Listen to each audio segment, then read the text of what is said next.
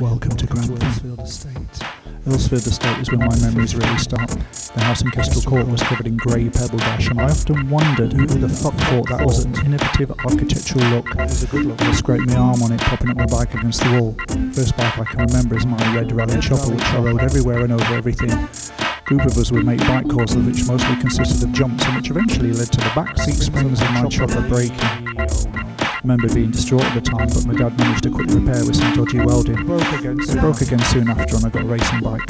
I struggle to remember my exact age as I recount each of these events, but together they will hopefully paint a broad picture of my time in wonderful Grantham, or what I refer to as the Grantham years. Could be called the Grantham Tears or Fears or Tears for Fears, but that would be too melodramatic, and they were a shit group. This period really shaped and shifted a lot of things for me, not by design but through adventure, misadventure, recklessness, subculture, health scares, sociocultural events, and a great group of friends who were all struggling to cope in Thatcher's hometown, lovely Maggie, many of whum was set on exploring escape routes. I was fishing one day on the canal which ran in front of our house, and I'd caught a beautiful big silver bream which was for now in my keeping in the water. It was doing around lunchtime when a group of 4 older boys from the estate St. Hugh Secondary School came along to chat to me.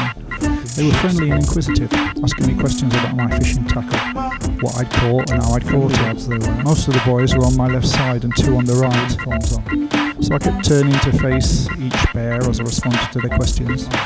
Finally they asked if I could show them the fish, and I very eagerly pulled it out of the water and laid it on the floor by my side so they could see it.